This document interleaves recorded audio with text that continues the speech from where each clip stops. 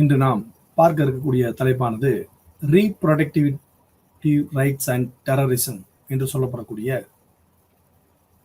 தனிநபரினுடைய இனப்பெருக்கம் உரிமை என்ன சொல்கிறது என்றும் பயங்கரவாதம் குறித்த சில உரையாடல்களை நாம் இங்கு பார்க்க இருக்கிறோம். இந்த ரீப்ரொடக்டிவ் ரைட்ஸ் என்று நாம் சொல்லுகிறோம் என்றால் மனித குலத்தினுடைய தனிநபரினுடைய இனப்பெருக்கத்தினுடைய அவசியம், இனப்பெருக்கத்தினுடைய உரிமை, இனப்பெருக்கத்தினுடைய கட்டுப்பாடுகள், இனப்பெருக்கத்தில் உள்ள பல்வேறு விதமான சூழல்களுக்கு ஏற்றவாறான விதிமுறைகள் போன்ற அனைத்தையும் உள்ளடக்கிய ஒரு பகுதி தான் இந்த ரீப்ரொடக்டிவ் ரைட்ஸ் என்று சொல்லப்படக்கூடிய இந்திய அரசாங்கத்தால் நமது நாட்டினுடைய சட்டத்தின்படி ஆர்டிகல் 21 இது குறித்த விரிவான விளக்கமானது நமது சட்டத்தில் இடம்பெற்றுள்ளது. முதலாவதாக இன்றைய உலக யோகா தினத்தினுடைய வாழ்த்துக்களை அனைவருக்கும் தெரிவித்துக் கொண்டு, இன்றைய தினத்தன்று இந்த தலைப்பானது மிக பொருத்தமான தலைப்பாக அமைந்துள்ளது என்றுதான் நான் கருதுகிறேன். ஏனெனில் உலக யோகா தினத்தன்று இந்த ரீப்ரொடக்டிவ் ரைட்ஸ் அண்ட் டெரரிசம் என்ற இந்த பகுதியானது எவ்வாறு மனிதகுல சமுதாயத்திற்கு, மனிதகுல மேம்பாட்டிற்கு மிகவும் அச்சுறுத்துதலாக இருக்கக்கூடிய இந்த டெரரிசம் பற்றிய, அதாவது பயங்கரவாதம் குறித்த கருத்துக்களை நாம் இன்று பார்க்க இருக்கிறோம். அப்பொழுது நாம் இன்று பார்க்க இருக்கக்கூடிய தலைப்பானது இந்த ரீப்ரொடக்டிவ் ரைட்ஸ் மற்றும் பயங்கரவாதத்தை பற்றியதாக இருந்தாலும் கூட, நாம் இன்றைய தினத்தான உலக யோகா தினத்தை முன்னிட்டு இதை அனைத்தும் நாம் ஒரு பொதுப்படையாக எவ்வாறெல்லாம் நாம் இதை யோகாவின் மூலம் இதையெல்லாம் கட்டுப்படுத்த முடியும் என இறுதியாக பாடத்திட்டத்தோடு தொடர்புடையதாக நாம் பார்த்து கொள்ளலாம். முதலாவதாக நாம் பார்க்க இருக்கக்கூடிய இந்த ரீப்ரொடக்டிவ் ரைட்ஸ் என்று சொல்லப்படக்கூடிய இந்த தனிநபரினுடைய இனப்பெருக்கத்தினுடைய உரிமைகள், அவற்றில் சொல்லப்படக்கூடிய பல்வேறு விதமான கருத்துக்களை பற்றி நாம் இன்று பார்க்க இருக்கிறோம். முதலாவதாக the reproductive rights என்று சொல்லப்படக்கூடிய the judgment emphasizes the state's obligation under article 21 to protect individuals' reproductive health. This entails ensuring access to health care, including safe abortion services and aligning with the international human rights norms என்று சொல்லுகிறார்கள். என்ன இதனுடைய தமிழாக்கம் என்று பார்த்தீர்கள்னா, தனிநபரினுடைய இனப்பெருக்க ஆரோக்கியத்தை பாதுகாப்பதற்காக நமது இந்திய அரசினுடைய 21வது பிரிவின் கீழ் இந்த தீர்ப்பானது நமக்கு சொல்லப்படுகிறது. என்ன சொல்லப்படுகிறது என்றால், இனப்பெருக்கத்தினுடைய ஆரோக்கியங்கள் எவ்வாறெல்லாம் இனப்பெருக்கம் செய்து கொள்ள வேண்டும், அந்த இனப்பெருக்கத்திற்கான கால இடைவெளிகள் எவ்வாறு இருக்க வேண்டும், இனப்பெருக்கத்தில் ஏற்படக்கூடிய பல்வேறு விதமான பிரச்சனைகளை நாம் எவ்வாறு சரி செய்து கொள்வது போன்ற பல்வேறு அம்சங்கள் குறித்து நமது இந்திய அரசினுடைய சட்டத்திட்டத்தில் 21வது பிரிவின் கீழ் மிக தெளிவாக சொல்லப்பட்டிருக்கு. அவற்றிலும் குறிப்பாக எவ்வாறான முறையில் இந்த கருக்கலைப்பு என்று சொல்லப்படக்கூடிய பல்வேறு விதமான மருத்துவமனைகளில் பல்வேறு விதமான குளறுபடிகள் நீங்க பார்க்கலாம். பேப்பர்கள் தினம் செய்தித்தாளர் வந்து நீங்க பார்க்கலாம் இந்த மாதிரி கருக்கலைப்புன்றது. ஆனால் கருக்கலைப்பு என்பது இன்று நமது நாட்டினுடைய சட்டத்திட்ட விதிகளின்படி இந்த 21வது பிரிவில் தண்டனைக்குரிய குற்றமாகும். ஆனால் அந்த கருக்கலைப்பு என்பது எவ்வாறு யாருக்கு செய்யப்பட வேண்டும் என்ற ஒரு சட்டத்திட்டங்களும் நமது அந்த பிரிவில் சொல்லப்பட்டிருக்கிறது. ஆக எவ்வாறான முறையில் ஒரு பாதுகாப்பான ஒரு இனப்பெருக்க ஆரோக்கியத்தை நாம் பெற வேண்டும் என்பதில் நமது அரசாங்கம் என்பது மிக தெளிவான முறையில் சட்டத்திட்டங்களாக வகுத்து வைத்துள்ளது. அப்ப எவ்வாறான முறைகளில் மனித குலத்தினுடைய மேம்பாட்டிற்காக இந்த இனப்பெருக்கம் என்பது எவ்வாறு அவசியமோ, அதே சூழலில் இனப்பெருக்கத்தினுடைய சூழல்களையும் அவற்றில் ஏற்படக்கூடிய சிக்கல்களையும் கட்டுப்படுத்தக்கூடிய ஒரு கடமையும் நமது இந்திய அரசிற்கு உள்ளது. அப்ப அந்த அரசினுடைய கடமையாகத்தான் இந்த 21வது பிரிவு என்பது பல்வேறு விதமான விதிமுறைகளை வகுத்துள்ளது. அதே சமயத்தில் மனிதர்களுடைய அந்த ரீப்ரொடக்டிவ் ரைட்ஸ் என்று சொல்லப்படக்கூடிய இனப்பெருக்க உரிமைக்கான ஒரு விதிகளையும் அவை கூறுகிறது. இரண்டாவதாக இந்த ரீப்ரொடக்டிவ்னா என்ன அப்படின்னு நம்ம பார்த்தோம்னா, ரீப்ரொடக்டிவ் ரைட்ஸ் என்று சொல்லப்படக்கூடியவை individual prenatal services safe child birth and access to contraception அப்படின்னு சொல்றாங்க. என்ன அப்படின்னு பாத்தீங்கன்னா, மகப்பேறுக்கு முற்பட்ட சேவைகள், பாதுகாப்பான பிரசவம் மற்றும் கருத்தடைக்கான அணுகல் ஆகியவை இனப்பெருக்க உரிமைகளில் அடங்கும் அப்படின்னு சொல்றாங்க. அதாவது இந்த ரீப்ரொடக்டிவ் ரைட்ஸ் அப்படின்றது வந்து பொதுவா வந்து இந்த இனப்பெருக்கம் அப்படின்னாலே வந்து முழுமையாக மகளிர்களுக்கான ஒரு பகுதியாக நாம் இதை பார்க்கிறோம். சமயங்களில் எவ்வாறான முறையில் இந்த பிரினட்டல் சர்வீசஸ் என்று சொல்லப்படக்கூடிய பிரசவத்திற்கு முன்பாக ஒரு மனிதனுடைய இந்த இனப்பெருக்கம் என்பது எவ்வாறான முறையில் இருக்க வேண்டும், அந்த இனப்பெருக்கத்திற்கான அளவுகள், காலநிலை போன்றவைகளை எல்லாம், மனிதனுடைய உடல் ஆரோக்கியம் போன்றவைகள் எல்லாம் மிகவும் அக்கறைப்படுகிறது இந்த ஆர்டிகல் 21 என்பது. அப்ப இந்த மகப்பேறுக்கு முந்தைய காலங்களிலும் சரி, மகப்பேறுக்கு பின்னால் உள்ள சூழல்களும் மற்றும் இந்த இடைவெளியில் உள்ள குழந்தை பெறுவதற்கான ஒரு கால நிர்ணயமும் போன்ற இந்த சூழல்களுக்கெல்லாம் விதிமுறைகளை வகுக்கக்கூடிய ஒரு உரிமைக்கான ஒரு திருத்தம் தான், ஒரு உரிமைக்கான ஒரு வழிவகை செய்யப்பட்டதுதான் இந்த ரீப்ரொடக்டிவிட்டி ரைட்ஸ் என்று சொல்கிறார்கள். இந்த ரீப்ரொடக்டிவிட்டி ரைட்ஸ்ல அடிப்படையான விஷயங்கள் என்ன? What is the fundamental to reproductivity rights என்று சொல்கிறார்கள். அடிப்படையான காரணங்கள், அடிப்படையான விதிமுறைகள், அடிப்படையான காரணங்கள் என பல்வேறு விதமான வார்த்தைகளை நாம் பயன்படுத்திக் கொள்ளலாம். அப்ப என்ன அப்படின்னு நம்ம பார்த்தோம்னா, the right to reproductive choice means that women have a right to choose whether or not to reproduce அப்படின்னு சொல்றாங்க. உரிமை, நமக்கான உரிமை வந்து தேர்ந்தெடுக்கக்கூடிய உரிமையை பற்றி சொல்கிறார். அதனுடைய தமிழாக்கத்தை நான் பார்ப்போம் பின்னால். அப்ப அடுத்ததாக, including the right to decide whether to carry or terminate an unwanted pregnancy and the right to choose their preferred method of family planning and contraception சொல்றாங்க. அப்ப the right to reproductive choice means that women have a right to choose whether or not to reproduce அப்படின்னு சொல்றாங்க. என்னன்னு பாத்தீங்கன்னா, இந்த இனப்பெருக்க தேர்வுக்கான உரிமை என்பது பெண்களுக்கு இனப்பெருக்கம் செய்யலாமா வேண்டாமா என்பதை தேர்ந்தெடுக்கக்கூடிய உரிமையாக சொல்கிறார். அதுதான் நம்ம வந்து உரிமை என்று சொல்கிறோம். அப்ப இந்த ரீப்ரொடக்டிவிட்டி ரைட்ஸ் என்பது, ஒரு பெண் என்பவள் தன்னுடைய இனப்பெருக்கம், இந்த மகப்பேறு என்பதை நான் ஏற்றுக்கொள்ளலாமா அல்லது ஏற்றுக்கொள்ள வேணாமா என்ற முடிவினை அவர்கள் எடுப்பதற்கான உரிமையினை ஆர்டிகல் 21 என்பது சட்டபூர்வமாக அளித்துள்ளது. ஒரு பெண்ணை நாம் வற்புறுத்துதலுக்கு உட்படுத்தி மகப்பேறு பிரெக்னன்சி என்று சொல்லப்படக்கூடிய அந்த கர்ப்பத்தினை நாம் யாரும் திணிக்க முடியாது என்பதை இந்த சட்ட திருத்தம் என்பது மிக தெளிவாக கூறுகிறது. ஒரு பெண் என்பவள் இனப்பெருக்கத்திற்கான வழிவகையினையும் இனப்பெருக்கத்திற்கான தேர்விற்கான உரிமையினையும் அந்த பெண்ணுக்கு முழுவதுமாக சுதந்திரமாக இந்த ஆர்டிகல் 21 என்பது கொடுத்துள்ளது. அதை இனப்பெருக்கம் மேற்கொள்ளலாமா வேணாமா என்பதை பற்றி தேர்ந்தெடுக்கக்கூடிய உரிமை என்பது அவர்களுக்கு உண்டு என்பதை தெளிவாக கூறுகிறது. அடுத்ததாக, தேவையற்ற கர்ப்பத்தை எடுத்துக்கொள்வதா அல்லது நிறுத்துவதா என்பதை தீர்மானிக்கும் உரிமையும் அவர்களுக்கு கொடுக்கப்படுகிறது. இந்த தேவையற்ற கர்ப்பத்தை எடுத்துக்கொள்வதா அல்லது நிறுத்துவதா என்பதை பற்றி நாம் பார்க்கிற பொழுது, ஒரு வழிமுறை தவறிய கர்ப்பமாக நாம் அதை கூறிவிட முடியாது.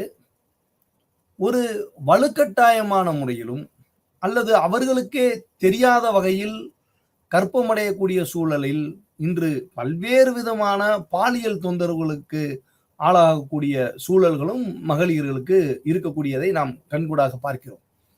அப்படி இருக்கக்கூடிய சூழல்களில் ஏற்படக்கூடிய கர்ப்பங்களாக சில பத்திரிகைகள் கூட நாம் பார்ப்போம், சிறுமியர்கள் பாலியல் பலாத்காரம் செய்து விட்டார்கள் என்று.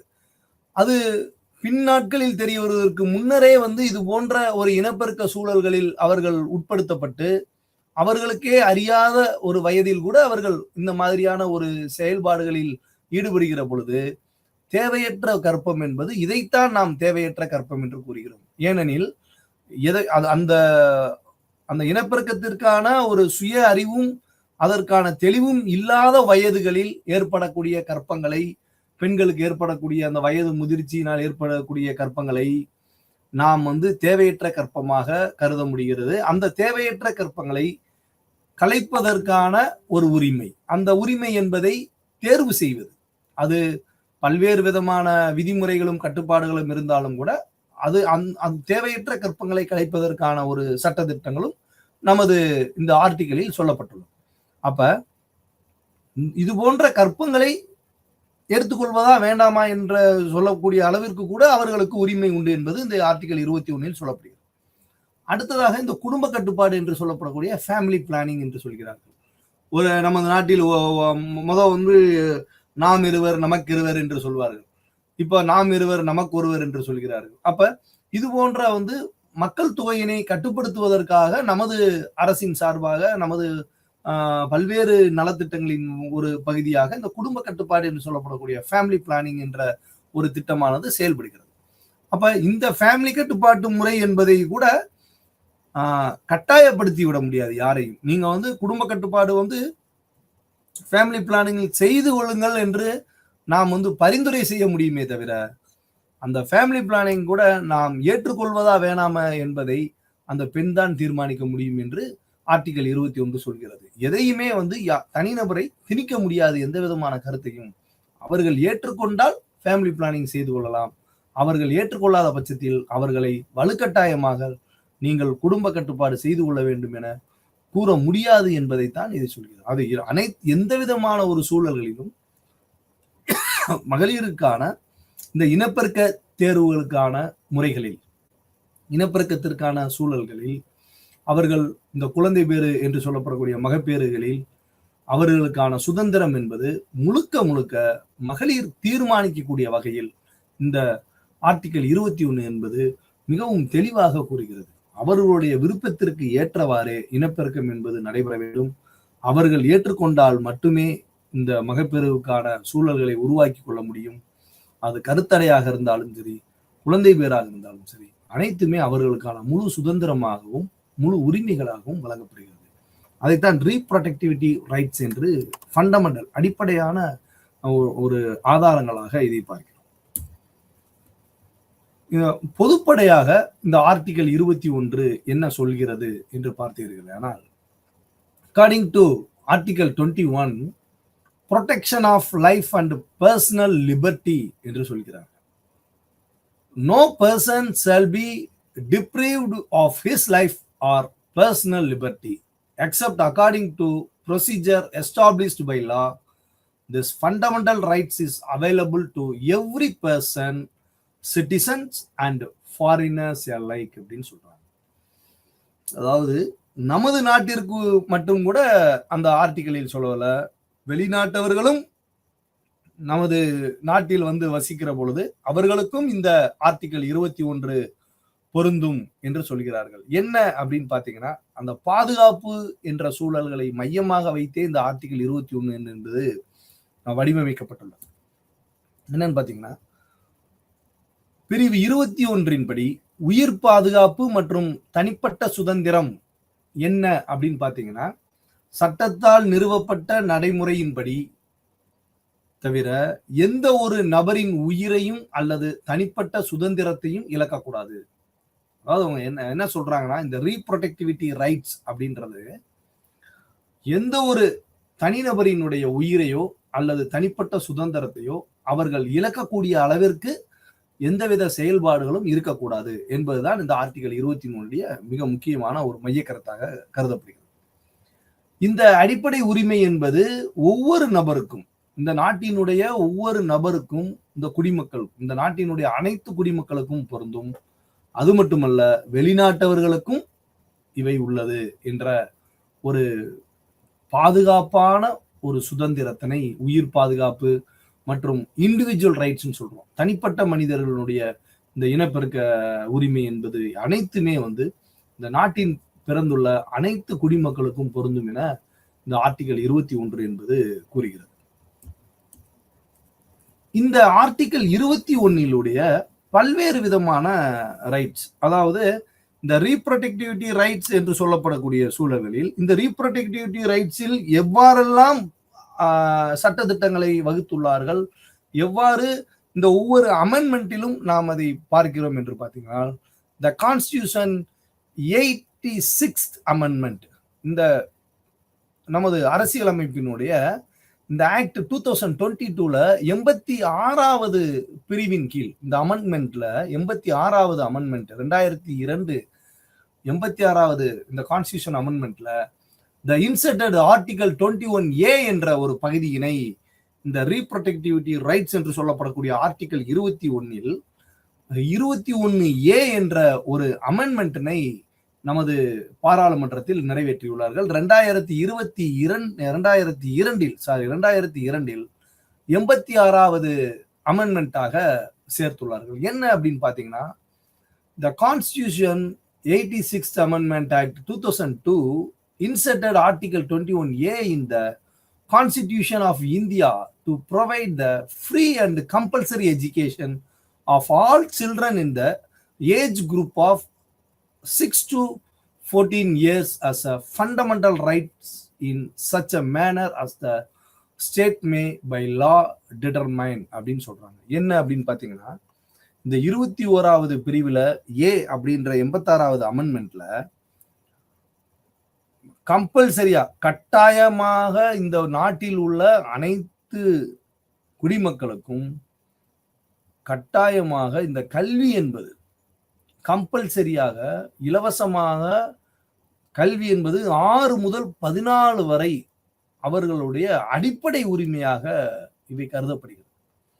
அதாவது ஒரு ஒரு ஒரு குழந்தையை இந்த குழந்தை தொழிலாளர் சட்டம் சொல்றாங்க, 18 வயசு வரை யாரையும் வேலைக்கு சேர்க்கக்கூடாது அப்படின்ற சட்டங்கள் இருக்கிறது போல இந்த ஆர்டிகல் 21A என்ன சொல்லுகிறதுனா, ஒரு வறுமையில இருந்தாலும் கூட இலவசமான முறையில் அந்த குழந்தைக்கு கண்டிப்பான முறையில், அது ஒரு அரசாங்கமாக இருந்தால், அரசாங்கத்துல நம்ம குடும்பத்தில் போய் பள்ளியில போய் பிள்ளைகளை சேர்த்து விடுறோம். ஆனால் குடும்பங்கள் வசதி இல்லாமலோ அல்லது மிக சிரமத்துக்குள்ளான சூழல்களில் குழந்தைகளை படிக்க வைக்க இயலாத சூழல் இருந்தாலும் கூட அந்த குழந்தைக்கு 6 முதல் 14 வரை வயதுள்ள குழந்தைகள் யாரேனும் வீட்டில் இருந்தால் அந்த குழந்தைகளை கட்டாயமாக இலவச கல்வி மூலமாக ஒரு அரசாங்கம் என்பது அவர்களுக்கு கல்வியினை கொடுக்க வேண்டும் என்பதுதான் இந்த 21A பிரிவில் சொல்லப்படக்கூடிய 86வது அமெண்ட்மெண்டினுடைய சட்ட திருத்தமாக நமது நாட்டில் உள்ளது. அப்ப இந்த உரிமைகள், இது போன்ற ஒரு அடிப்படையான உரிமைகள், சைல்டு ரைட்ஸ் என்று சொல்கிறார்கள். இந்த ரீப்ரொடெக்டிவிட்டி ரைட்ஸ்ல ரொம்ப முக்கியமான ஒரு இந்த குழந்தை கல்வி சட்டம் என்பது. அப்ப இந்த அரசியல் என்பது அமைப்பு 86வது திருத்த சட்டம் 2002 மாநிலம் போன்ற முறையில் 6 முதல் 14 வயதுக்கு உட்பட்ட அனைத்து குழந்தைகளுக்கும் இலவச மற்றும் கட்டாய கல்வியை அடிப்படை உரிமையாக வழங்குவதற்காக இந்த பிரிவு என்பது சேர்க்கப்பட்டுள்ளது. இவை சட்டப்படி தீர்மானிக்கலாம் என்று கூறுகிறார். அடுத்தாக்குல ரொம்ப முக்கியமான ஜட்ஜ்மெண்டாக இந்த ஆர்டிகல் 21ல இந்த ரீப்ரொடெக்டிவிட்டி ஜட்ஜ்மெண்ட்ல எது ரொம்ப முக்கியமான ஒரு ஜட்ஜ்மெண்ட் அப்படின்னு பாத்தீங்கன்னா, இந்த landmark judgment Maneka Gandhi as Union of India 1978 Supreme Court held that the right to life and personal liberty under Article 21 is not limited to mere animal existence but includes the right to live with dignity அப்படின்னு சொல்றாங்க. என்ன அப்படின்னு பாத்தீங்கன்னா, Maneka Gandhi versus Union of India 1978 என்ற ஒரு தீர்ப்பில் 21வது பிரிவின் கீழ் வாழும் உரிமை மற்றும் தனிப்பட்ட சுதந்திரம் என்பது மனிதர்களுக்கானதும் வெறும் விலங்குகள் மட்டுமல்ல. அது என்ன சொல்றாங்க, சுதந்திரம் என்பது வெறும் விலங்குகள் மட்டுமல்ல, கண்ணியத்துடன் வாழும் உரிமையையும் உள்ளடக்கியது என்று உச்சநீதிமன்றம் கூறியுள்ளது. ஒரு காட்டதிட்டமான ஒரு ஜட்ஜ்மெண்டாக, அது ஏதோ ஒரு அனிமல் ரைட்ஸாக நீங்க இது பண்ணக்கூடாது, அதை கண்ணியத்துடன் வாழக்கூடிய ஒரு உரிமையை உள்ளடக்கியதாகவும் இருக்க வேண்டும் என்ற ஒரு மிக முக்கியமான தீர்ப்பினை வழங்கியுள்ளது. முதல் பார்த்த அந்த ஃபண்டமெண்டல் ரைட்ஸ் என்ன, ஃபண்டமெண்டல் அடிப்படை ஆதாரங்கள் என்ன அப்படின்னு நம்ம பார்த்தது போல what are the functions of reproductive rights என்ற ஒரு இதனுடைய செயல்பாடு என்பது எவ்வாறு இருக்க வேண்டும். நம்ம அதனுடைய அடிப்படை என்ன அப்படின்னு பார்த்துட்டோம். இப்போ இந்த ஃபங்க்ஷன்ஸ், இந்த ரீப்ரொடக்டிவிட்டி ரைட்ஸ் அப்படின்றது அதனுடைய செயல்பாட்டு முறை எவ்வாறு இருக்க வேண்டும் என்று நாம் பார்த்தோமேயானால், reproductive rights rest on the recognition of the basic right of all couples and individuals to decide freely and responsibly the number, spacing and timing the children, and to have the information and the means to do so, and the right to attain the highest standard of sexual and reproductive health அப்படின்னு சொல்றாங்க. என்ன அப்படின்னு பார்த்தீங்கன்னா, இனப்பெருக்க உரிமைகள் தங்கள் குழந்தைகளினுடைய எண்ணிக்கை, இடைவெளி மற்றும் நேரம் ஆகியவற்றை சுதந்திரமாகவும் பொறுப்புடனும் தீர்மானிப்பதற்கும், அதற்கான தகவல் மற்றும் வழிமுறைகளை பெறுவதற்கும் அனைத்து தம்பதிகள் மற்றும் தனிநபர்களின் அடிப்படை உரிமையை அங்கீகரிப்பதில் தங்கியுள்ளது.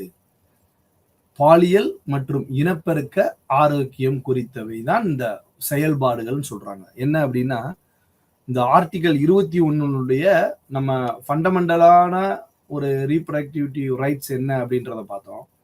இப்போ இவங்க என்ன சொல்றாங்க அப்படின்னா, ஃபங்க்ஷன்ஸ் ஆஃப் ரீப்ரொடக்டிவ் ரைட்ஸ் அப்படின்றது எவ்வாறாக இந்த இனப்பெருக்க உரிமைகளுக்கான செயல்பாடுகள் என்பவை நடைபெற்று கொண்டிருக்கிறது என்ற ஒரு சூழலில் பார்த்தோமேயானால், இந்த இனப்பெருக்கத்திற்கான உரிமைகள் ஒவ்வொருவருக்கும், அது ஆணாக இருந்தாலும் சரி பெண்ணாக இருந்தாலும் சரி, இந்த இருவருக்கும் ஒரு புரிதல் என்பது உருவாக வேண்டும். ஏனெனில் தங்களுடைய குழந்தைகளுடைய எண்ணிக்கையை கண்காணிப்பது, ஏனெனில் நம்மளுடைய பொருளாதார சூழல் என்பது இன்றைய மிக முக்கியமான ஒரு காரணியாக உள்ளது. அன்றைய காலகட்டத்தில் ஒரு குடும்பத்தில் 10 நபர்கள், 10 குழந்தைகள், 15 குழந்தைகள் வரை கூட அன்றைய கால சூழலில் வளர்த்த நிலைப்பாடுகள் உண்டு. ஆனால் இன்றைய சூழலில் நம்மளுடைய இந்த காலச்சூழல் மற்றும் உடல் ஆரோக்கியம் போன்றவை எல்லாம் பழைய சூழல்கள் என்பது வேறு, இன்றைய சூழல் என்பது வேறு. ஏனெனில் இன்றைய உணவு கலாச்சாரம் என்பது மிக மோசமான முறையில் அழிந்து வருகிறது. அன்றைய காலகட்டத்தில் நாம் பழக்கப்படுத்திய, நாம் பழகிய உணவு கலாச்சாரம் என்பது இன்றைய காலகட்டத்தில் பொருந்தாது. அப்ப உடல் அளவிலும் மனதளவிலும் அன்று இருந்த பெண்களாக இருந்தாலும் சரி, ஆண்களாக இருந்தாலும் சரி, அவர்களுடைய மன வலிமை, உடல் வலிமை போன்றவை அடிப்படையில் அவர்களுடைய அந்த இனப்பெருக்கம் என்பது நடைபெற்றது. ஆனால் இன்றைய காலகட்டத்தில் பல்வேறு விதமான சிக்கல்கள் என்பது அடங்கியுள்ளது.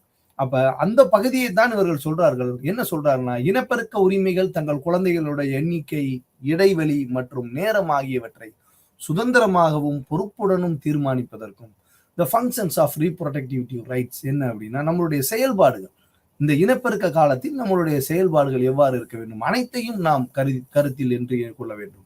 நம்மளுடைய குழந்தைகளுடைய ஆரோக்கியம், ஒவ்வொரு குழந்தைக்குமான இடைவெளிகள், நம்மளுடைய சுதந்திரம், இந்த ரீப்ரொடக்டிவ் ரைட்ஸ் என்று சொல்றதாலே மனிதனுடைய இனப்பெருக்கம் எவ்வாறு அதற்கான உரிமைகள் இருக்கப்பட வேண்டும் என்று சொல்லப்படுகிறதோ, அதே சூழலில் அதன் சூழல் காரணமாக ஒவ்வொரு தனிநபரினுடைய உடல் ஆரோக்கியம் என்பதும் முக்கியம். அந்த உடல் ஆரோக்கியத்தை பற்றியும் இந்த ரீப்ரொடக்டிவிட்டி ரைட்ஸ் என்பது வகுக்கப்பட்டுள்ளது என்பது நாம் இங்கு பார்க்கிறோம். அடுத்ததாக இந்த ரீப்ரொடக்டிவிட்டி ரைட்ஸினுடைய முக்கியத்துவம் என்ன, த இம்பார்ட்டன்ஸ். ஃபர்ஸ்ட் நம்ம ஃபண்டமெண்டல்ஸ் என்னன்னு பார்த்தோம். அடுத்ததாக ஃபங்க்ஷன்ஸ் என்னன்னு பார்க்கணும். அடுத்து இதனுடைய முக்கியத்துவம் என்ன அப்படின்னு பார்த்தீங்கன்னா, the importance of reproductive health includes prevention of STIs, contribution to family planning, early detection of reproductive cancers, sexual education, and the positive impact on the economy through informed decisions about workforce participation by women அப்படின்னு சொல்றாங்க. என்ன அப்படின்னு பார்த்தீங்கன்னா, இனப்பெருக்க ஆரோக்கியத்தினுடைய முக்கியத்துவம் அப்படின்றது இந்த எஸ்டிகளை தடுப்பது, குடும்ப கட்டுப்பாட்டுக்கான பங்களிப்பு, இனப்பெருக்க புற்றுநோய்களை முன்கூட்டியே கண்டறிதல், பாலியல் கல்வி மற்றும் பெண்களின் தொழிலாளர் பங்கேற்பு பற்றிய தகவலறிந்த முடிவுகளின் மூலம் பொருளாதாரத்தில் நேர்மறையான தாக்கத்தை ஏற்படுத்துதல் ஆகியவை அடங்கும் அப்படின்னு சொல்றாங்க. இந்த இனப்பெருக்க ஆரோக்கியத்தினுடைய முக்கியத்துவம், அதனுடைய எஸ்டிகள் அப்படி தடுப்பது அப்படின்னா இந்த பால்வினை நோய்கள்னு சொல்றோம். இந்த இம்பார்ட்டன்ஸ், இந்த ரீப்ரொடக்டிவிட்டி ரைட்ஸ்ல வந்து அவங்க வந்து அதாவது இந்த இனப்பெருக்க காலத்தினாலும் அல்லது இனப்பெருக்க சூழல்களால் ஏற்படக்கூடிய பால்வினை நோய்கள்னு சொல்றோம். இந்த பால்வினை நோய்களை எவ்வாறு தடுப்பது, அப்ப ஆண் பெண் உறவில் எவ்வாறான தாம்பத்திய உறவு என்பது எவ்வாறு இருக்க வேண்டும் என்ற ஒரு கட்டுப்பாடுகளையும், அதன் தொடர்பாக தொற்றுகளாக உருவாகக்கூடிய சில விதமான சிறு சிறு நோய்களை எவ்வாறு நாம் களைய முடியும், அவர்களை எவ்வாறு நாம் கட்டுப்படுத்த முடியும் என்பது குறித்தெல்லாம் இந்த ரீப்ரொடக்டிவிட்டி ரைட்ஸ்ல வந்து சொல்லப்படுது. அதுதான் வந்து இந்த இம்பார்ட்டன்ஸ் சொல்றோம். இனப்பெருக்கத்தினுடைய ஆரோக்கியம் என்பது மிக முக்கியம். அதான் ஆரம்பத்துல இருந்து சொல்லப்படக்கூடியது.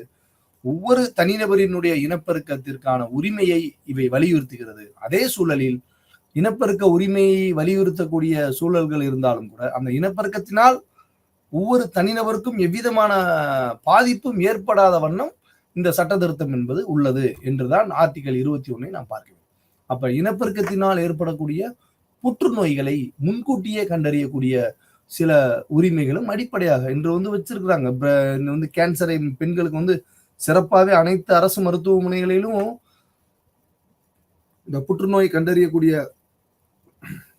சோதனைகளை இலவசமாக கொடுத்து வருகிறார்கள்.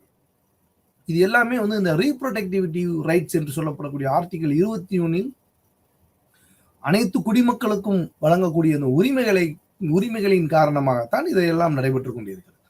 அப்ப எவ்வாறெல்லாம் இந்த ஆரோக்கியத்துடன் வாழ வேண்டும் என்பதை பற்றிய ஒரு அடிப்படை கருத்தாகவும், ஒவ்வொரு மனிதருக்கும் எவ்வாறு கல்வியினை அதே சூழல்களில் ஏன் அவர்கள் கல்விக்கு முக்கியத்துவம் கொடுத்தால் இந்த பாலியல் கல்வி என்பது இந்த செக்ஸுவல் எஜுகேஷன் என்று சொல்லப்படக்கூடிய மிக முக்கியமாக அனைத்து பள்ளிகளிலும் நடத்தப்பட வேண்டிய ஒரு பாடத்திட்டமாக இன்றைய சூழல்களில் அவை அமைந்து விட்டது. ஏனெனில் இன்றைய காலகட்டத்தில் அனைத்து குழந்தைகளுக்கும் இந்த பாலியல் கல்வி என்பது மிக முக்கியமான ஒன்றாக கருதப்படுகிறது. ஏனெனில் ஒரு மனிதன் எவ்வாறு நடந்து கொள்ள வேண்டும், ஒரு மனிதன் எவ்வாறு அடுத்தவர்களிடம் பழக வேண்டும் என்ற பல்வேறு விதமான ஒரு சூழல்களை தெரிந்து கொள்ள வேண்டியது இன்றைய காலகட்டத்தில் உள்ள குழந்தைகளுக்கு அவசியமான ஒரு சூழல்களை இன்றைய சமுதாயம் என்பது உருவாக்கி வருகிறது. ஆகவே இன்றைய சூழலில் பாலியல் கல்வி என்பது மிக அவசியமாக ஒன்றாக நாம் அனைவரும் அதை ஏற்றுக்கொள்ள வேண்டும் என்பதுதான் இந்த ரீப்ரொடக்டிவிட்டி ரைட்ஸ்ல வந்து ஒரு சில கருத்துக்களை முன்வைக்கிறது. அப்ப எவ்வாறு இந்த கல்வியின் மூலமாக நாம் அந்த பாலியல் பிரச்சனைகளை நாம் அறிந்து கொள்வது என்பது பற்றியும், மற்றும் இந்த பெண்களினுடைய தொழிலாளர் பங்கேற்பு எவ்வாறு வந்து இந்த லேபர் இந்த அடிப்படையாக அவர்களினுடைய உரிமைகளை எவ்வாறு பாதுகாப்பது என்பது பற்றியான ஒரு விஷயங்களையும், இவை பொருளாதாரத்தில் ஏற்படக்கூடிய தாக்கத்தை பற்றியும் அனைத்தையும் கூறப்படுவதுதான் இந்த ரீப்ரொடக்டிவிட்டியினுடைய முக்கியத்துவமாக பார்க்கப்படுகிறது. ஆரோக்கியம், கல்வி மற்றும் பெண்களுடைய தொழில் அமைப்பு மற்றும் அவர்களுக்கான பங்களிப்பு போன்றவைகளை கண்டறியப்படுது மற்றும் அவர்களுக்கான நோய் பற்றியும் கண்டறியக்கூடிய ஒரு சூழல்களை உருவாக்கி தருகிறது. அடுத்ததாக what are the rights of a woman அப்படின்னு சொல்றோம். These rights include the right to live free from violence, slavery and discrimination அப்படின்னு சொல்றாங்க. To be educated, to own property, to vote and to earn a fair and equal wage. As the now famous saying goes, women's rights are human rights. That is to say, women are entitled to all of these rights அப்படின்னு சொல்றாங்க. விமனுக்கான உரிமைகள் என்ன, அவர்களுக்கான அந்த அவர்களுடைய சுதந்திரம் என்பது எந்த அளவிற்கு உள்ளது என்பதை பற்றிய ஒரு கருத்தாக இந்த பகுதியை நாம் பார்க்கலாம். என்ன அப்படின்னா, இந்த உரிமைகளில் வன்முறை, அடிமைத்தனம் மற்றும் பாகுபாடு ஆகியவற்றிலிருந்து விடுவிப்பதற்கான ஒரு உரிமை. அதாவது இன்றைய சூழல்களில் அவை இருந்ததா என்று தெரியாது. ஆனால் அன்றைய காலகட்டத்தில் பெண்கள் மீதான அடக்குமுறை எந்த அளவிற்கு இருந்தது என்பதை கருத்தில் கொண்டோ, அல்லது பிற்காலத்தில் எவ்வாறு பெண்கள் இருக்க வேண்டும் என்பதை நினைத்து இந்த சட்டத்திட்டங்கள் உருவாகியதோ என்பதை பற்றி நமக்கு ஒன்றும் தெரியாது. ஆனாலும் கூட மிக பொருத்தமாக எவ்வாறெல்லாம் பெண்கள் அடிமைத்தனத்திலிருந்து விடுதலை பெற வேண்டும், பெண்களை அடக்கி வைப்பதோ மற்றும் அவர்களுடைய அவர்களுடைய உரிமைகளில் சில பாகுபாடுகளை திணிப்பதோ போன்றவை இருக்கக்கூடாது என்பதற்காக இந்த விமன் ரைட்ஸ் என்று சொல்லப்படக்கூடிய பெண்களுக்கான ஒரு உரிமை, அனைத்து உரிமைகளில் இருந்து வன்முறை மற்றும் அடிமைத்தனம் மற்றும் பாகுபாடு ஆய்வு, ஆண் பெண் பாகுபாடு போன்ற பல்வேறு முறைகளில் இருந்து விடுவிப்பதற்கான ஒரு பகுதியாக நாம் இதை பார்க்கிறோம். ஏனெனில் இன்று கூட அவர்களுக்கான சுதந்திரமும் அவர்களுக்கான பாகுபாடு களையப்பட்டாலும் கூட இன்றளவில் கூட நாம் பெண்களுக்கு சுதந்திரம் தருகிறோமா என்று பார்த்தோமே ஆனால் அது முழுமையான சுதந்திரமாக இல்லை என்றுதான் நான் கருதுகிறேன். வேலைக்கு பணிக்கு செல்லலாம், அவர்கள் அனைத்து இடங்களிலும் இன்று பெண்கள் இல்லாத இடமே இல்லை என்ற அளவிற்கு இருந்தாலும் கூட பெண்களுக்கான அந்த மனநிலையிலிருந்து இன்னும் விடுதலை பெறவில்லை என்பதுதான் என்னுடைய கருத்து. ஏனெனில் அவர்களுடைய அந்த அடிமைத்தனம் என்பதும் பாகுபாடு என்பதும் சட்ட திருத்தங்களில் உள்ளது போல் நடைமுறை வாழ்க்கைகளில் ஏற்படுகிறதா என்று பார்த்தால் நிச்சயமாக கிடையாது. அங்கு அந்த நடைமுறை வாழ்க்கையில் வருகிற பொழுது கண்டிப்பான முறையில் ஆண் பெண் என்ற பாகுபாடு என்பது எழுதப்படாத சட்டமாகவே இன்று வரை உள்ளது. ஏனெனில் சட்டம் ஒரு பகுதியாக இருந்தாலும் கூட அந்த சட்டத்தினை பாதுகாப்பதும் அந்த சட்டத்தை வழிவகுத்து அந்த சட்டத்தை பின்பற்றி நடப்பதும் ஒவ்வொரு குடிமகனினுடைய மிக முக்கியமான பங்காக நாம் நினைக்கிறோம். அப்ப இந்த பங்கினை நாம் சரியாக செயல்படுத்துகிறோமா என்று பார்த்தோமேயானால் பெண்ணினுடைய உரிமையை பொறுத்தவரையில் அது சட்டமாக தான் இருக்கிறதே தவிர பல இடங்களில் பல்வேறு நிலைகளில் அவர்களினுடைய பாகுபாடு என்பது இன்னும் களையப்படவில்லை என்பதுதான் என்னுடைய கருத்து. அப்ப இது போன்ற பாகுபாடுகள் எல்லாம் நீக்கப்பட வேண்டும் என்பதுதான் இந்த ரீப்ரொடெக்டிவிட்டி ரைட்ஸ் என்று சொல்லப்படக்கூடிய ஆர்டிகல் 21 சொல்லப்படக்கூடிய ஒவ்வொரு அமெண்ட்மெண்ட்ல இருக்கக்கூடிய அந்த பெண்களுக்கான உரிமைகளையும் அவர்கள் சொல்கிறார். அப்ப கல்வி கற்க வேண்டும், அவர்கள் சொத்தை சொந்தமாக்கி கொள்ள வேண்டும், வாக்களிப்பதற்கான உரிமை, நியாயமான மற்றும் சமமான ஊதியம், பெண்களினுடைய உரிமைகள், மனித உரிமைகள் என்று இப்போது பிரபலமான பல்வேறு மொழிகளில் கூறக்கூடிய அளவிற்கு உருவாகிறது.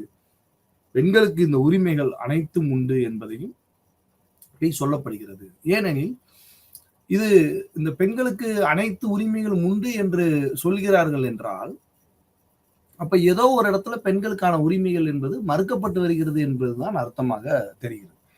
அப்ப இதுதான் அன்றைய காலகட்டத்தில் அவர்களுக்கான உரிமை என்பது மறுக்கப்பட்டுள்ளது. அவர்களுக்கான உரிமையை மீட்டெடுப்பதற்காகத்தான் இந்த சட்ட திருத்தங்களும் இந்த சட்டத்தினுடைய விதிமுறைகளும் பல்வேறு விதத்தில் அவர்களுக்கான உரிமைகளை வழங்கியுள்ளது என்பதை நாம் இன்று பார்க்கிறோம். அப்ப பொதுவா நம்ம இதுவரையும் பார்த்ததுல இந்த ரீப்ரொடெக்டிவ் ரைட்ஸ் என்று சொல்லப்படக்கூடிய இந்த இனப்பெருக்க உரிமைகள் எவ்வாறெல்லாம் இருக்க வேண்டும், அவற்றினுடைய பாகுபாடுகளை எவ்வாறு நாம் களைவது, ஒவ்வொரு இனப்பெருக்கத்தினுடைய சூழல் என்பது அதற்கான கால இடைவெளி மற்றும் அவற்றிற்கான நேரங்கள் மற்றும் குழந்தைகள் கூடிய எண்ணிக்கைகள் போன்றவை எல்லாம் நாம் கணக்கில் கொண்டு எவ்வாறு நம்முடைய இந்த இனப்பெருக்க உரிமையை பாதுகாத்துக் கொள்வது என்பதை பற்றியெல்லாம் நாம் பார்த்தோம். எவ்வாறான முறையில் அடிப்படை விதிமுறைகள் என்ன, அவற்றினுடைய செயல்பாடுகள் என்ன, அவற்றினுடைய முக்கியத்துவம் என்ன, ஒவ்வொரு செயல்பாட்டிலும் இந்த ரீப்ரொடெக்டிவினுடைய முக்கியத்துவங்கள் மூலமாக நாம் தெரிந்து கொள்கிறோம். இப்ப நான் முன்னர் சொன்னது போல இந்த ரீப்ரொடெக்டிவிட்டி ஆஃப் ரைட்ஸ் என்பதை இது ஒரு பொதுவான தலைப்பு என்பதால் நாம் இதை நீங்க இன்றைய தினமான உலக யோகா தினத்தில் நாம் இதை எவ்வாறு நாம் இதை பார்க்க வேண்டும் என்றால், முதலாவதாக மிக முக்கியமான ஒன்று என்பது மன அமைதி என்பது. இந்த இனப்பெருக்க உரிமைகளில் நாம் எவ்வாறு ஒரு ஒரு ஒரு பெண்ணினுடைய மகப்பெருவை பார்க்கிறோம், ஒரு பெண்ணினுடைய இனப்பெருக்க உரிமையை நாம் எவ்வாறு புரிந்து கொள்வது என்றால், நாம் முதலில் இந்த புரிதல் என்பது மிகவும் அவசியம். அந்த புரிதலை உருவாக்குவதற்கு இந்த யோகா என்பது மிக முக்கியமான அடிப்படையான ஒரு விஷயமாக நாம் கருத வேண்டும்.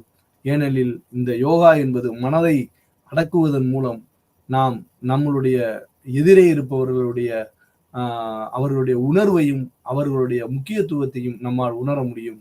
நம்மளுடைய மனம் அமைதி பெறவில்லை என்றால் அவர்களை நாம் மதிப்பதில்லை, அவர்களுடைய சுதந்திரத்தை நாம் புரிந்து கொள்வதில்லை.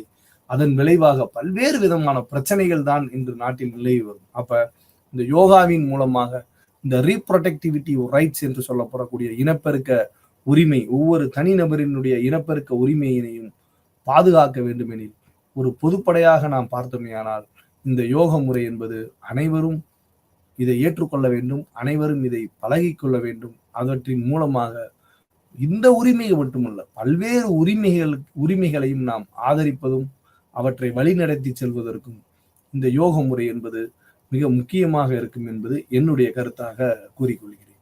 அடுத்ததாக நாம் பார்க்கக்கூடிய தலைப்பு என்பது தீவிரவாதம் என்று சொல்கிறோம் அல்லது பயங்கரவாதம் என்று சொல்கிறோம். இந்த டெரரிசம் என்று சொல்வது மிக ஒரு ஆபத்தான ஒரு சொல்லாக நாம் பார்க்கிறோம். ஏனெனில் இன்றைய காலகட்டத்தில் நமது நாட்டினுடைய பல்வேறு இடங்களில் தற்போது கூட வழிபாட்டு தலங்கத்திற்கு சென்ற ஜம்மு காஷ்மீரில் நமது வழிபாட்டு தலத்திற்கு சென்றுள்ள வேன், நிறைய பக்தர்களோடு சென்ற அந்த வேனினை தீவிரவாதிகள் சுட்டு தள்ளி பல்வேறு வித உயிர்கள் பலியானதாக நாம் செய்தித்தாளில் அறிந்து கொள்கிறோம். அப்ப இந்த தீவிரவாதம் என்பது என்ன?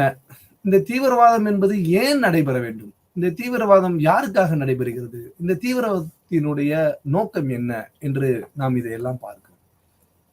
அப்ப இந்த பயங்கரவாதத்தை நாம் எவ்வாறு வேறறுப்பது என்று பார்த்தோம்னால் அதற்கும் இந்த யோகா என்பது மிக முக்கியமாக கருதப்படுகிறது. ஏனெனில் இந்த யோக முறை என்பது அனைவருக்கும் ஒரு சிறந்த ஒரு கருவியாக கருதப்படுகிறது. இந்த நாட்டினுடைய பயங்கரவாதமும் நாட்டினுடைய பல்வேறு விதமான போட்டி பொறாமை உணர்வுகளும் நீங்க வேண்டுமெனில் இந்த யோக முறை என்பது மிக முக்கியமாக கடைபிடிக்க வேண்டும். அதனால்தான் இந்த ஜூன் 21 தினத்தினை உலக யோகா தினமாக நம் நாட்டில் கடைபிடித்து வருகிறோம். அனைத்து நாடுகளும், உலக நாடுகள் அனைத்தும் இந்த யோகா தினமாக கடைபிடிக்கிறது. காரணம், நம்மளுடைய இந்த ஒரு ஒற்றுமையினை வலியுறுத்துவதன் விதமாக அனைவரும் இதை கடைபிடிப்பதன் மூலமாக இந்த பயங்கரவாதத்திலிருந்து விடுபட வேண்டும், அனைவரும் அமைதியுடன் சகோதரத்துவத்துடன் அனைவரும் திகழ வேண்டும் என்பதற்காக உருவாக்கப்பட்டதுதான் இந்த உலக யோகா தினம். அப்ப இந்த யோகா தினத்துல நாம் இந்த பயங்கரவாதம் என்பதை பார்க்கிறோம் என்றால் மிக பொருத்தமாக இருக்கிறது. அப்ப இந்த terrorism is the use of violence, specially murder and bombing in order to achieve political aims or to force a government to do something அப்படின்னு சொல்றாங்க. இந்த டெரரிசம் என்பது வன்முறையினால், குறிப்பாக அவங்க சொல்ல வருதுன்னா குறிப்பாக வன்முறையின் மூலமாகவும் கொலைகள் செய்வதன் மூலமாகவும் அல்லது குண்டு வெடிப்பு போன்றவை செய்வதன் மூலமாக ஒரு அரசியல் அச்சுறுத்துதல்களை, அரசியலினுடைய நோக்கமாக ஒரு அச்சுறுத்துதல்களை கவர்மெண்ட் அரசிற்கு எதிராக செயல்படுத்துவதற்கு இந்த பயங்கரவாதம் என்பது பயன்படுகிறது என்று சொல்கிறார். அதனுடைய தமிழாக்கத்தை பார்த்தீங்கன்னா பயங்கரவாதம் என்பது வன்முறையை பயன்படுத்துதல், குறிப்பாக கொலை மற்றும் குண்டுவெடிப்பு அரசியல் நோக்கங்களை அடைவதற்காக அல்லது ஏதோ ஒரு அரசாங்கத்தை கட்டாயப்படுத்துவதற்காக இந்த பயங்கரவாதம் என்பது செய்யப்படுகிறது என்று கூறுகிறார். என்ன சொல்றாங்க? வன்முறையின் மூலமாக, அதாவது கொலை மற்றும் குண்டுவெடிப்பின் மூலமாக அரசியல் நோக்கங்களை அடைவதற்காகவும் அல்லது ஏதோ ஒரு இடத்தினை ஏதோ ஒரு தலைமையினை அச்சுறுத்துவதற்காகவும் நடத்தப்படுவதுதான் இந்த டெரரிசம் என்று சொல்கிறார். டைப்ஸ் ஆஃப் டெரரிசம் என்று இந்த தீவிரவாதத்தினுடைய செயல்பாடுகளை வில்கின்சன் என்ற ஒரு நபர் என்ன சொல்கிறார் என்றால், இது பல்வேறு விதமான வடிவங்களாக உருவெடுத்துள்ளது. இந்த டெரரிசம் என்பது பல்வேறு வகைகளாக உருவாகிறது அப்படின்னு சொல்றாரு. அவர் அதை சொல்றப்ப என்ன சொல்றாரு அப்படின்னா, பயங்கரவாதம் என்பதே தவறுதான். அந்த பயங்கரவாதம் என்பதே அது என்ன சொல்றாங்க, ஒரு வயலன்ஸ், வன்முறை. வன்முறைனா அவங்க என்ன சொல்றாங்க, கொலை மற்றும் குண்டு வெடிப்பு போன்ற செயல்பாடுகள்னு சொல்றாங்க வன்முறையை. இந்த வன்முறையே அவர் என்ன சொல்றாருன்னா ஒரு 4 விதமான பயங்கரவாதமா நம்ம இதை பார்க்கலாம் அப்படின்னு சொல்றாரு. என்ன அப்படின்னு பாத்தீங்கன்னா, criminal, sick, war and political அப்படின்னு சொல்றாரு. One of the aim of terrorism is to be provoke the authorities into using illegal, unconstitutional and repressive measures and thereby to lose public support அப்படின்னு சொல்றாரு. லாஸ் பப்ளிக் சப்போர்ட் அப்படின்னு சொல்றாரு. அப்ப என்ன அப்படின்னு பாத்தீங்கன்னா 4 வகையான பயங்கரவாத குற்றவியல், மனநோய், போர் மற்றும் அரசியல் பயங்கரவாதத்தின் நோக்கங்களில் ஒன்று. சட்டவிரோதமான, அரசியல் அமைப்பிற்கு விரோதமான மற்றும் அடக்குமுறை நடவடிக்கைகளை பயன்படுத்துவதற்கு அதிகாரிகளை தூண்டிவிட்டு அதன் மூலம் பொதுமக்களின் ஆதரவை இழப்பதாகும் அப்படின்னு சொல்றாங்க. இந்த காசஸ் ஆஃப் டெரரிசம். இப்ப தீவிரவாதம் என்பது நாம் பார்க்க இருக்கக்கூடிய மாதிரி ஒரு பயங்கரமான ஒரு செயல்பாடுகளின் மூலமாக, அதாவது ஒரு குண்டு வெடிப்பு செய்வதன் மூலமாகவோ அல்லது ஒரு நபர்களை பல்வேறு நபர்களை கொலை செய்வதன் மூலமாகவோ ஒரு அச்சுறுத்துதலை ஒரு குறிப்பிட்ட ஒரு சமூகத்திற்கோ அல்லது குறிப்பிட்ட ஒரு நாட்டிற்கோ நாம் அதை தெரியப்படுத்துவதனுடைய காரணியாகத்தான் நாம் இந்த பயங்கரவாதத்தை பார்க்கிறோம். அப்ப இந்த பயங்கரவாதத்தினுடைய காரணிகள் என்ன, இது காசு என்ன இருக்கும், அடிப்படையான ஒரு காரணங்கள் என்ன இருக்கும், எதுவா இருந்தாலும் ஒரு காரணம் என்பது வேணும் அப்படின்னு பாக்குறப்ப த காசஸ் ஆஃப் டெரரிசம் அப்படின்னு நீங்க பாத்தீங்கன்னா, the causes of terrorism is based for 5 factors அப்படின்னு சொல்லி நம்ம இதை பிரிச்சுக்கலாம்.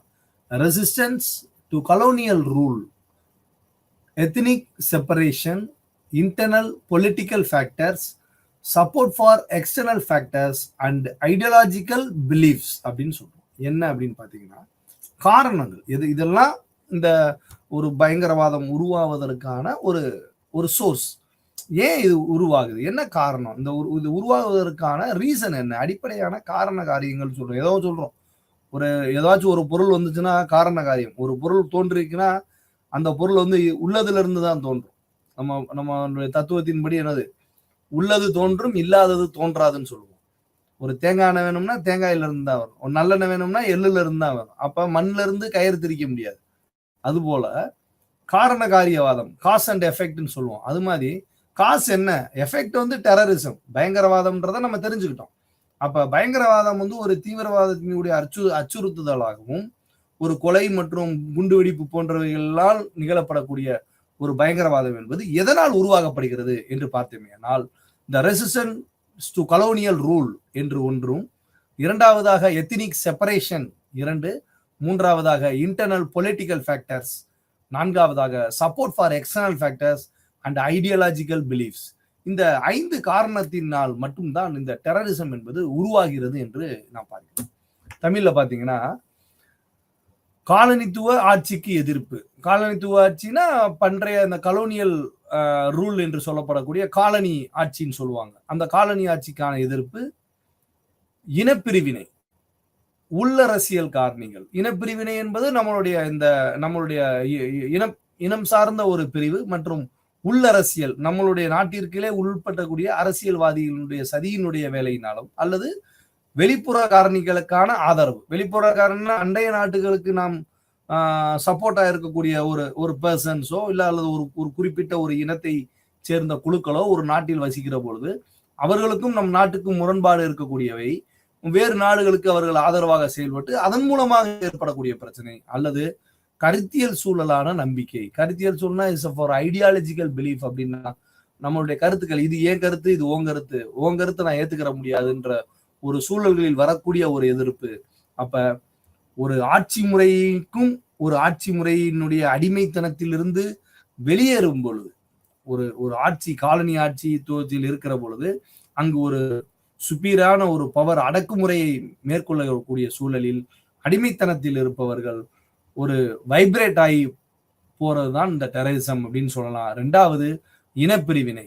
நம்மளுடைய இனம் சார்ந்த சூழல்களை நம்மை பிரிக்கிற பொழுது இந்த பயங்கரவாதம் என்பது உருவாகலாம். 3வதாக இன்டர்னல் பாலிடிக்ஸ் என்று சொல்லப்படக்கூடிய உள் அரசியல். நமது நாட்டினுடைய அரசியல் சூழல் காரணமாக அரசியலில் நிலைப்பாடுகளில் நீயா நானா என்று போட்டிகளில் ஏற்படுகிற பொழுது உள் அரசியல் நோக்கத்திற்காக மக்களை பயன்படுத்தி அதன் மூலமாக செய்யப்படக்கூடிய பயங்கரவாதமாகவும், 4வதாக வெளிநாட்டினுடைய சட்டத்திட்டங்களையும் வெளிநாட்டினுடைய பழக்க முறைகளையும் நம் நாட்டில் பழக்கப்படுத்துவதற்கோ அல்லது நாட்டை அபகரிக்கக்கூடிய ஒரு சூழலுக்கோ நமது நாட்டில் உள்ள நமது பிரிவினை சக்திகள் அனைத்தும் அவர்களுக்கு ஆதரவாக செயல்படக்கூடிய சூழலில் உருவாகக்கூடிய சூழல் தான் இந்த பயங்கரவாதம் என்றும், அடுத்ததாக நாட்டிற்கோ அல்லது நாட்டிற்கு உட்புறமாகவோ நம்மளுடைய கருத்தியல் சூழல்களில் மோதல் ஏற்படுகிற பொழுது, கருத்தியல் சூழல்களுடைய நம்பிக்கை மாற்றம் செய்யப்படுகிற பொழுது உருவாகக்கூடிய ஒரு பயங்கரவாதம் என்ற ஒரு சூழல் அடிப்படையில் தான் இந்த டெரரிசம் என்பது உருவாகிறது என்று நாம் பார்க்க முடியும். அப்ப காசஸ் பார்த்துட்டோம். காசஸ் என்ன பார்த்தோம், கலோனியல்ல இருந்து வரக்கூடியவை அல்லது இன்டர்னல் பாலிடிக்ஸ், ஒரு ஒரு இனத்திற்கு உட்பட்ட ஒரு பிரச்சனையாகவும், அல்லது வெளிநாட்டில் இருக்கக்கூடிய வெளிநபர்களுடைய ஆதரவை பெறுவதற்காகவும், அல்லது நம்மளுடைய கருத்தியல் முரண்பாடுகளின் காரணமாகவும் இந்த டெரரிசம் என்பது உருவாகலாம் அப்படின்னு சொல்லி பார்க்கிறோம். இப்ப இந்த எசன்ஸ், இந்த எலிமெண்ட்ஸ், அதனுடைய காம்பனன்ட்ஸ் சொல்லுவோம். அந்த காம்பனன்ட்ஸ் என்ன? இது காசஸ் பார்த்துட்டோம். அப்ப அடிப்படையான காரணிகள் என்ன அப்படின்னு தெரிஞ்சிட்டோம். அடுத்து இந்த எலிமெண்ட்ஸ், என்னென்ன எலிமெண்ட்ஸ் இருக்கு அப்படின்னு பாத்தீங்கன்னா, இந்த எலிமெண்ட்ஸ் அவங்க என்ன சொல்றாங்கன்னா, crucial components of terrorism and involvement of an act of violence, an audience, the creation of a mood of fear, innocent victims and political goals or motives அப்படின்னு சொல்றாங்க. என்ன அப்படின்னு பாத்தீங்கன்னா, பயங்கரவாதத்தினுடைய 5 முக்கிய கூறுகள் என்ன அப்படின்னு பாத்தீங்கன்னா, வன்முறை செயலில் ஈடுபடுதல், அதனுடைய எலிமெண்ட்ஸ், அது என்ன செய்யும் அப்படின்னு சொல்றாங்க. இப்ப பயங்கரவாதம் என்பது என்ன செய்யும் அப்படின்னு பார்த்தோம்னா, ஒரு வன்முறை செயல்ல ஈடுபடுத்துறது. ரெண்டாவது பார்வையாளர்கள், ஆடியன்ஸ், அதுக்கு ரொம்ப முக்கியம். பயத்தினுடைய மனநிலையை உருவாக்குது. ஒரு பெரிய பாம் பிளாஸ்ட் பண்றப்ப நம்ம அந்த இடத்துக்கு போகக்கூடாது, திடீர்னு எப்பயாச்சும் வெடிக்கும் அப்படின்னு நம்ம மனதை நம்மளே அந்த இடத்த விட்டு வெளியே வர்ற மாதிரியான ஒரு சூழலை உருவாக்குவது, ஒரு பயத்தை உருவாக்கு. இப்ப ரீசெண்டா நம்ம ஒரு எக்ஸாம்பிள் சொன்னோம்.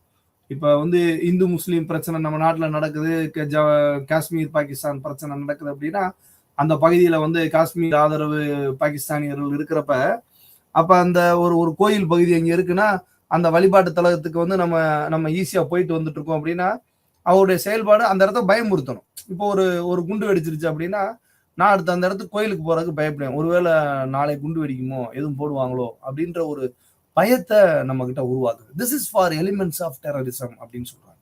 நம்ம ஒரு இடத்தை நோக்கி செல்கிற பொழுது அந்த இடத்துக்கு நம்ம போவோமா வேணாமான்னு சொல்லி ஒரு செயல்பாடின் மூலமாக, அவங்க ஒரு குண்டு போட்டு வெடிச்சிருப்பாங்க எப்பயோ ஒரு 10 மாதத்துக்கு முன்னாடியோ, அல்லது ஒரு வருடத்துக்கு முன்னாடியோ, அல்லது 5 வருடத்துக்கு முன்னாடியோ செஞ்சிருக்கலாம்.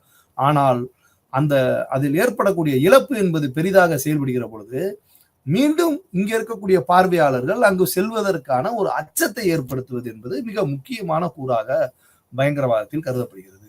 அதுதான் பயத்தின் மனநிலையை உருவாக்குதல் அப்படின்னு சொல்றாங்க. அடுத்து அப்பாவி பாதிக்கப்பட்டவர்கள் மற்றும் அரசியல் இலக்குகள் அல்லது நோக்கங்கள் அப்படின்னு சொல்றாங்க. இது எல்லாமே அந்த எலிமெண்ட்ஸ் இந்த பயங்கரவாதத்தால் அஃபெக்ட் ஆகிறது. அப்பாவி மக்களை பயன்படும். இப்ப சில சூழல்கள் பாத்தீங்கன்னா, வறுமையின் சூழலாக அவனுக்கு என்னன்னே தெரியாது.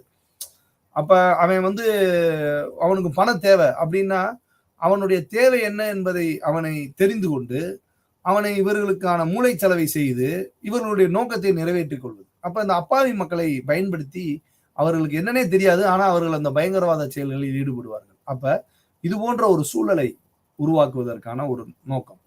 அடுத்து அரசியல் இலக்குகள், பாலிடிக்ஸ். அது நம்ம அதை நிர்ணயிக்க முடியாது, நம்ம தெரிந்து கொள்வதும் கடினம்.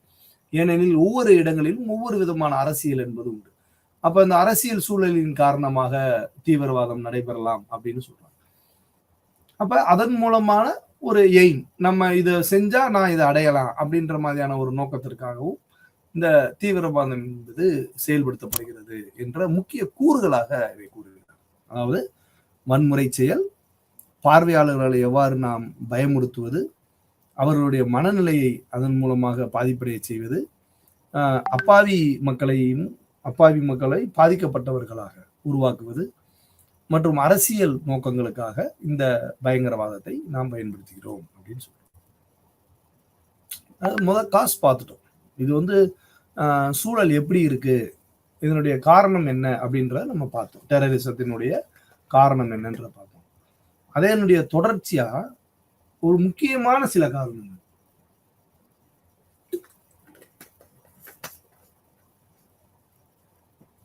என்ன அப்படின்னு நம்ம பார்க்கிறப்ப, வறுமை, துன்புறுத்தல், மனித உரிமைகள் இல்லாமை, அடக்குமுறை, ஆக்கிரமிப்பு மற்றும் மதச்சார்பற்ற நம்பிக்கைகள் மற்றும் மத மற்றும் இனப்பாகுபாடு போன்ற சித்தாந்தங்கள்னு சொல்றோம். இந்த சித்தாந்தம்னு சொல்றோம். அந்த சித்தாந்தங்கள் ஆகியவை பயங்கரவாத செயலுக்கு முன்னோடிகளாகும். இந்த மெயின் காசஸ் என்ன, அதனுடைய காரணம் என்னன்ற பார்த்தோம். என்ன பார்த்தோம், கலோனியல் ரூல்னு பார்த்தோம். அது வந்து ஒரு இந்த இந்த நம்ம சொல்லப்படக்கூடிய அந்த காசஸ் அனைத்துமே முதல் பார்த்தக்கூடிய அந்த 5 காசஸ் ரொம்ப முக்கியமான ஒரு காசஸ். அது எந்த விதமான மாற்று கருத்து இல்ல. அதனுடைய உள்பிரிவா இன்னும் சில விஷயங்களை சொல்லி ஒரு எலாபரேட்டடா நம்ம இதை பார்த்தோம் அப்படின்னோம்னா, எங்க வறுமை வருகிறதோ அந்த வறுமையான இடத்தை பயன்படுத்தி தீவிரவாதத்தை உண்டாக்குவது, இல்லை அச்சத்தின் மூலமாக ஒருவரை பிடித்து துன்புறுத்துவதன் மூலமாக பயமுறுத்தி செய்யப்படுத்துவது, அல்லது மனித உரிமைகளை இல்லாமல் ஆக்குவது. இது எல்லாம் எங்க இருக்கோ அதைத்தான் அவங்க சொல்றாங்க. இந்த வறுமை, துன்புறுத்தல், மனித உரிமைகளை மறந்து செய்வது, ஒரு இனத்தை அடக்குவது, அல்லது அவர்களுக்கான உடைமைக்கான இடங்களை ஆக்கிரமிப்பு செய்தல், மதங்களை இழிவுகளாக பேசுதல், ஒரு மதத்தை மிக மோசமாக பாவித்தல், இனப்பிரச்சனை போன்றவைகளை உருவாக்குதல், இதெல்லாம் எங்கே நடக்குதோ அந்த இடத்தில் தீவிரவாதம் என்பது வளரும். ஏனெனில் ஒருவன் துன்புறுத்தப்படுகிற பொழுது, மனித உரிமைகள் இல்லை என்று உணரப்படுகிற பொழுது, அவன் வறுமையினால் கஷ்டப்படுகிற பொழுது, அல்லது அடக்குமுறையை சமாளிக்க முடியாமல் அதை எதிர்ப்பதற்கு அவன் வன்முறையை நோக்கி பிரயோகிக்கிறான். அந்த வன்முறையை பிரயோகிப்பதன் மூலமாக அது சிறு குழுக்களாக உருவாகி பெரிய அளவிற்கு உருவாகிற பொழுது இந்த பயங்கரவாதம் என்பது மிகப்பெரிய ஒரு ஆயுதமாக மாறப்படுகிறது என்பதை இந்த பகுதியின் மூலமாக நாம் தெரிஞ்சுக்கிறோம். அப்ப இது எல்லாத்தையும் நாம எந்த இடத்துல பார்க்கிறோமோ அந்த இடத்துல கண்டிப்பான முறையில தீவிரவாதம் என்பது வளர்ந்தெடுக்கும் என்று சொல்கிறார். அப்ப நம்மளுடைய இந்த பகுதியில சொல்லப்படக்கூடிய இந்த மெயின் காசஸ் என்று சொல்லப்படக்கூடிய டெரரிசம் எவ்வாறெல்லாம் ஒவ்வொரு குழுக்களாக நாம் இந்த தீவிரவாதத்தை அடக்க வேண்டும் என்று நினைத்தாலும் கூட, ஏன் ஒவ்வொரு பகுதிகளிலும் இந்த பயங்கரவாத சூழல்கள் நடைபெறுகிறது என்று நாம் பார்த்தோமேயானால், பல்வேறு விதமான அடக்குமுறையின் காரணமாகவும், இனத்தினுடைய பிரச்சனைகளின் காரணமாகவும், அல்லது சில மத நம்பிக்கைகளை அவமானப்படுத்துவதன் மூலமாகவும், அதை நம் மதத்தையும் நம்மளுடைய இனத்தையும் அவமானப்படுத்தும் விதமாக நடந்து கொள்கிறார்களே. அப்ப நம்மளுடைய மதத்தை பத்தியும் நம்மளுடைய மத இழிவை செய்த நபரை நாம் விடக்கூடாது என்ற ஒரு விதமான உள்ளார்ந்த ஒரு எண்ணம் தோன்றுவதன் காரணமாகத்தான் அந்த இடத்துல பயங்கரவாதம் என்பது நிகழப்படுகிறது என்று கூறுகிறார்கள். அது உண்மைதான். அப்ப எந்த இடத்தில் அடக்குமுறை உருவாகிறதோ அங்கு கண்டிப்பான முறையில் ஒரு அபாயகரமான விபத்து என்பது நிகழும். உதாரணத்திற்கு கூட நீங்கள் சார்லி சாப்ளின் நடித்த த வேர்ல்டு டிக்டேட்டர் என்ற ஒரு படம் இதற்கு ரொம்ப மிக முக்கியமான ஒரு பொருத்தமாக படமாக இருக்கும் என நான் நினைக்கிறேன். ஏனெனில் த வேர்ல்டு டிக்டேட்டர் என்பதுல சார்லி சாப்ளின் நடிச்சிருப்பாரு. அப்ப என்ன செய்வாரு, அதை அப்படியே செஞ்சுட்டு இருக்கிறப்பே அந்த பலூனை அந்த பந்தை அப்படியே ஏற்றி விளையாண்டுக்கிட்டே இருப்பார். அதாவது உலகத்தவே தன்னுடைய காலடியில வச்சிருக்கிறாரு ஹிட்லர் அப்படின்ற ஒரு விஷயத்தையும் இயக்குனர் நம்மளுக்கு தெரிவிச்சிருப்பாரு. அதே சூழல்ல இந்த உலகத்தை நம்ம அடிச்சுக்கிட்டே இருக்கிறப்ப, அதனுடைய அடக்குமுறை உருவாயிட்டு இருக்கிறப்ப, எவ்வளவுனா பந்தை நீ அடிச்சுக்கிட்டே இருக்கிறப்ப அந்த ஏரோட கம்ப்ரஷன் ஒரு சூழல் என்ன ஆயிரும், வெடிக்கும். அப்ப ஹிட்லர் இறந்து போயிடுவார். அது மாதிரி படத்தை டைரக்ட் பண்ணியிருப்பாங்க. அப்ப பாத்தீங்கன்னா என்ன சொல்ல வர்றாரு அந்த பிலிம் டைரக்டர் அப்படின்னு பாத்தீங்கன்னா, உலகத்தை நீ உன் கைக்குள்ளே வச்சிருந்தாலும் கூட அந்த உலகத்தை நீ அடக்க நினைக்கிற பொழுது உலகம் கண்டிப்பாக முறையில் ஒரு நாள் சிதறிவிடும். அப்ப அது போலதான் இந்த பயங்கரவாதமும். நாம் யாரையாவது அல்லது எந்த ஒரு நாட்டையோ அல்லது எந்த ஒரு தனிநபரையோ நம்மளுடைய வாழ்க்கையில் கூட, அல்லது அண்டை வீட்டாரா இருந்தாலும் சரி, அல்லது நம்மளுடைய உறவினர்கள் யாருவாக இருந்தாலும் சரி, இந்த பயங்கரவாதம் என்பதை நாம் பொதுவான ஒரு வார்த்தையால் கூட எடுத்துக்கொள்ளலாம். நாம் யாரை அடக்குகிறோமோ, நாம் யாரை நம்மளுடைய கருத்துக்களை திணிக்கிறோமோ, அந்த திணிப்பானது கண்டிப்பான முறையில் ஒரு சூழலில் வன்முறையாக வெடிக்கிற பொழுது அந்த இடத்தில் பயங்கரவாதம் என்பது கண்டிப்பான முறையில் உருவாகும் என்பது மாற்று கருத்தே இல்லை. அப்ப இந்த தீவிரவாதத்திற்கும் நாம் இன்றைய உலக யோகா தினத்தையும் கூட நாம் இதை ஒப்பிட்டு நாம் பேசலாம். ஏனெனில் இந்த பயங்கரவாதம் என்பதை நாம் முக்கியமான காரணிகள்லாம் சொன்னோம். வறுமை, ஒவ்வொரு மத நம்பிக்கைகளை இழிவுபடுத்துவது, அல்லது இன பாகுபாடு, அல்லது நம்மளுடைய கருத்துக்கள் மூலமாக ஐடியாலஜிக்களை கொஸ்டின் பண்றது, கருத்து வன்முறை, கருத்துக்கள்ல நம்மளுடைய நடைமுறைகளை அவமதிப்பது போன்ற பல்வேறு விதமான சிக்கல்களின் மூலமாக இந்த டெரரிசம் உருவாகிறது. அப்ப இது எல்லாம் ஒரு புள்ளியில நீங்களும் அப்படின்னு பாத்தீங்கன்னா, நம்மளுடைய மனம் என்பது அமைதி பெறுவதன் மூலமாக இந்த டெரரிசம் என்பதை நாம் நீக்கிவிடலாம். அப்ப நீங்க எல்லாத்துக்கும் நீங்க பாத்தீங்கன்னா இந்த யோகா என்பது ரொம்ப முக்கியமா செயல்படக்கூடியது. ஏன்னா இன்னைக்கு நம்மளுடைய வகுப்பு ரீப்ரொடக்டிவிட்டி ரைட்ஸ் மற்றும் டெரரிசம் என்ற டாபிக்காக இருந்தாலும் கூட நாம் அந்த 2 டாபிக்கை பற்றி அனைத்து விதமான கருத்துக்களையும் நாம் பார்த்து விட்டோம். ஆனால் இந்த டாபிக்கை நாம் மையமாக வைத்து இன்றைய உலக யோகா தினத்தை முன்னிட்டு நாம் இதை தொடர்புபடுத்தி பார்த்தோமேயானால், யோகா என்பது மன அமைதியின் மூலமாக இந்த பயங்கரவாதத்திலிருந்து நாம் விடுதலை பெறலாம். ஏனெனில் யோக முறை என்பது நமக்கு பல்வேறு விதமான வழிமுறைகளை கூறி வருகிறது.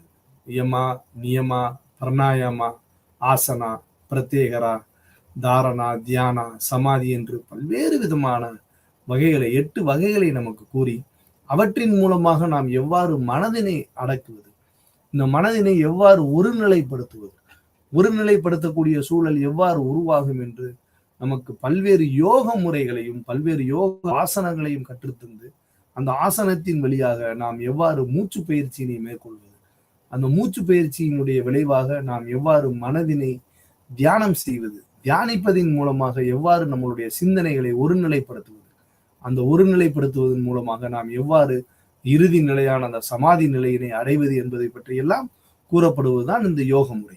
அப்ப இந்த யோகா அப்படின்றது சும்மா வெளிப்படையா இன்றைய சொல்லப்படக்கூடிய அளவிற்கு நான் யோகா கிளாஸ் போயிட்டு வரேன்னா அது கிடையாது. ஏனெனில் யோகா என்பது இந்த 8 விதமான ஸ்டேஜையும் பின்பற்றக்கூடியவைதான் முழுமையான யோகா. ஆனால் இன்று நாம் கடைபிடிக்கக்கூடிய அனைத்துமே ஆசனங்கள், வெறும் ஆசனங்கள்.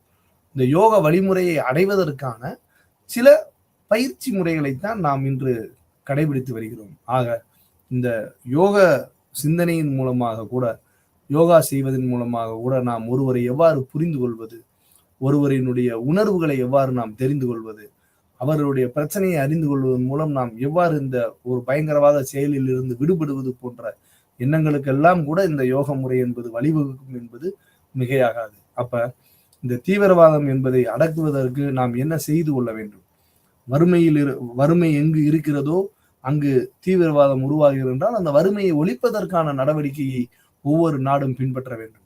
எந்த இடத்தில் நம்மளுடைய கருத்துக்கள் முரண்பாடுகள் நிகழ்கிறதோ என்றால் அந்த இடத்தினுடைய கருத்துக்களை நாம் கண்டிப்பான முறையில் மதிப்பளிக்க வேண்டும். அப்பொழுதுதான் ஒருவருக்கான கருத்துக்கள் முரண்பாடுகள் என்பது நடைபெறாது. அவற்றின் மூலமாக டெரரிசம் என்று சொல்லப்படக்கூடிய இந்த பயங்கரவாதத்தை நாம் விடுவிக்க முடியும். ஏனெனில் இன்று கூட நம்மை அச்சுறுத்துவதின் மூலமாக நம்ம சொல்லியிருக்கோம் எப்படி அதனுடைய எஃபெக்ட் எப்படி இருக்கு. டெரரிசத்தினுடைய எஃபெக்ட், ஒரு பயங்கரவாதம் என்பது அச்சுறுத்துதல். ஒரு மனிதனை தனி மனிதனாக இருந்தாலும் சரி, அது குழுவாக இருந்தாலும் சரி, அல்லது நாடாக இருந்தாலும் சரி, நம்மை அச்சுறுத்துவதன் மூலமாக அவர்களுடைய எதிர்ப்பையோ அவர்கள் அந்த பயங்கரவாதத்தை காட்டப்படுகிற பொழுது ஏன் அந்த அச்சுறுத்துதலும் பயன்பாடுகளும் நடைபெறுகிறது என்பதை நாம் பார்த்து அவற்றின் மூலமாக இந்த தீவிரவாதத்தை நாம் கலைந்தெடுக்க வேண்டும் என கூறி அடுத்த வகுப்பில் நாம் சந்திக்கலாம். நன்றி.